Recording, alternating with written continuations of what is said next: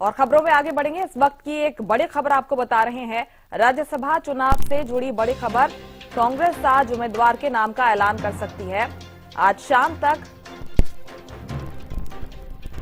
उम्मीदवार के नाम का ऐलान हो सकता है। कांग्रेस हाईकमान ने उम्मीदवार के नाम की चर्चा की। कर्मवीर बौद्ध उदय भान के नाम पर चर्चा हो रही है, क्योंकि 5 मार्च को नामांकन का आखिरी दिन है। हरियाणा में राज्यसभा की 2 सीटों के लिए चुनाव होना है। इसके पहले ये बड़ी खबर सामने आ रही है। आज उम्मीदवार के नाम का ऐलान हो सकता है। आज रात तक उम्मीदवार के नाम का कांग्रेस ऐलान कर सकती है। कांग्रेस हाईकमान ने उम्मीदवार के नाम पर चर्चा की। कर्मवीर बौद्ध उदय भान, ये 2 नाम सामने आ रहे हैं। इन दोनों ही नामों पर चर्चा हो रही है और अटकलें यही हैं कि इन दोनों ही नामों में से कोई एक नाम फाइनल हो जाएगा।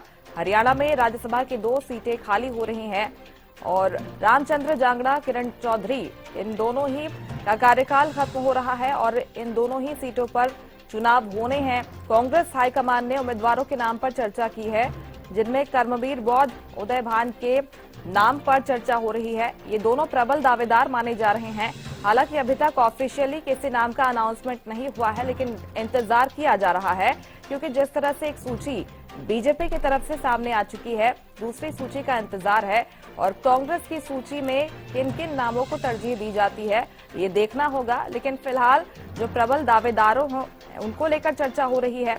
कहा जा रहा है कि किसी दलित चेहरे पर कांग्रेस पार्टी मोहर लगा सकती है। 5 मार्च को नामांकन की आखिरी तारीख है, तो आज रात को हो सकता है कि ये बड़ा ऐलान हो जाए। कांग्रेस आज उम्मीदवार के नाम का ऐलान कर सकती है। कांग्रेस किस पर मोहर लगाती है ये देखना होगा। आज रात तक संभावित तौर पर एक नाम कांग्रेस की तरफ से भी सामने आ जाएगा।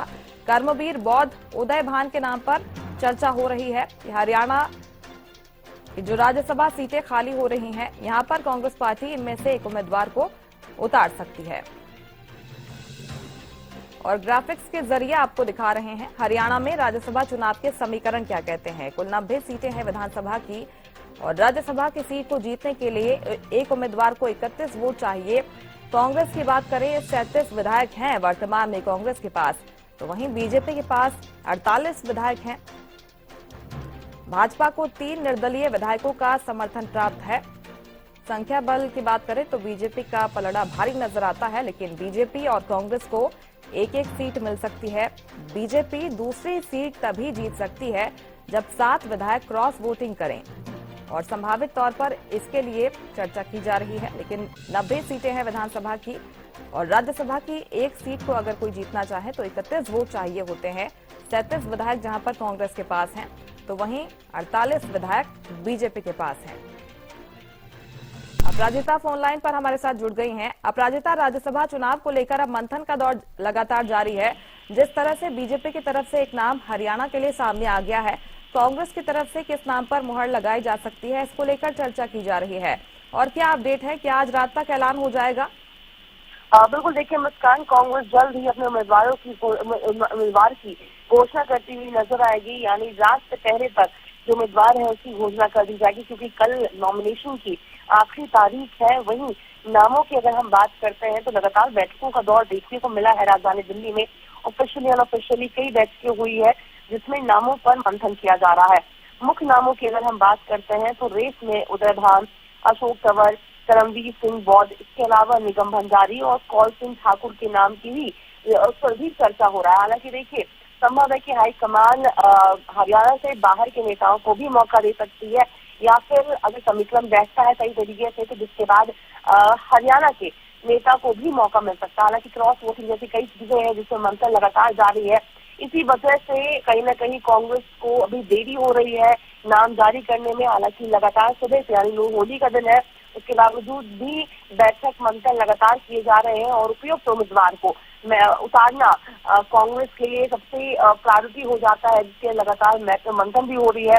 कई नाम भी रेस में आगे चल रहे हैं। हालांकि सूत्रों के बाद से ये जानकारी निकलकर सामने आ रही है कि किसी दलित चेहरे के ऊपर विश्वास जताती हुई कांग्रेस नजर आ सकती है।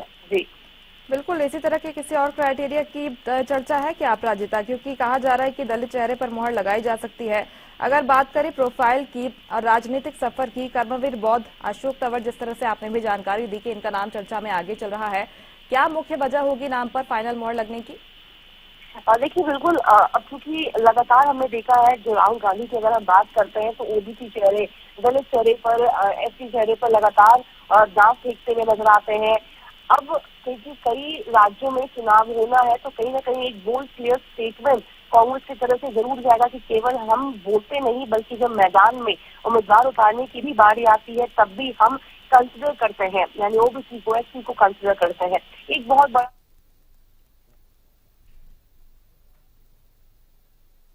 उन पर विश्वास जताती हुई नजर आ सकती है। चाहे दलित की हम बात कर लेते हैं तो इसके साथ साथ वरिष्ठ नेता भी हैं। अगर अन्य नामों पे भी हम अगर बातचीत करें, यानी उदय भान की अगर हम बात करते हैं, प्रदेश अध्यक्ष रह चुके हैं। हालांकि कई बार कई विधायकों के द्वारा, कई कार्यकर्ताओं के द्वारा नाराजगी भी उदय भान को लेकर जताई गई थी कि किस प्रकार से विधानसभा चुनाव में, लोकसभा चुनाव में एक सहमति नहीं बना पाए थे वो। कई शिकायतें हुई थी मगर उसके बावजूद भी वरिष्ठ नेता है, विश्वसनीय भूपेंद्र सिंह हुड्डा की अगर बात करते हैं, नेता विपक्ष के उनके करीबी माने जाते हैं, संभवतः उन पर भी विचार करती हुई नजर आ सकती है हाईकमान। इसके अलावा कई और नाम भी चर्चा में चल रहे हैं, यानी निगम भंडारी की बात कर ले या फिर कौल सिंह की बात कर लेते हैं, कौल सिंह ठाकुर की, तो उनके नाम की भी चर्चा चल रही है। वहीं इसके अलावा अगर हम और नामों की बात करते हैं तो करमवीर सिंह बोध का ही नाम लगातार आगे चल रहा है। वरिष्ठ नेता है, कई जिम्मेदारियां भी उन्हें दी गई है, खासतौर पर हिमाचल से आते हैं तो, और जब भी संगठन की बात हो गई है, यानी संगठन सूचना अभियान भी चल रहा है, इसके अलावा कई और जिम्मेदारी भी प्रदेश में दी गई है, तो विश्वास तरीके से अपनी जिम्मेदारियों पर उतरते हुए नजर आए हैं। तो कई क्राइटेरिया है जो यहाँ पर देखती हुई हाईकमान नजर आ रही है, जिसके बाद उपयुक्त उम्मीदवार को, यानी केवल हरियाणा में नहीं बल्कि आने वाले जो राज्य में चुनाव होना है उनमें भी सीधा फायदा कांग्रेस को मिलती हुई नजर आए, और साथ ही जितने भी विधायक है कांग्रेस की विधानसभा में उन सभी का विश्वास उस उम्मीदवार पर हो, ये भी बहुत जरूरी हो जाता है। उन सभी समीकरण को देखने के बाद ही राज्यसभा में अपने उम्मीदवार को कांग्रेस उतारती हुई नजर आएगी। हालांकि उम्मीद की जा रही है कि नाम लगभग फाइनल हो चुका है। सूत्रों की बड़ी जानकारी सामने आ रही है कि अब तक नाम फाइनल हो चुके हैं, बस अंतिम मोहर हम कह सकते हैं कि अभी तो थोड़ी देर में लगती हुई नजर आएगी, जिसके बाद जो लिस्ट है वो कांग्रेस के द्वारा जारी कर दिया जाएगा। बिल्कुल, निश्चित तौर पर फिलहाल तो अटकलों का दौर जो है वो जारी है। फाइनल मोहर किसके नाम पर लगती है देखना होगा। अपराजिता, बहुत शुक्रिया आपका तमाम जानकारी के लिए।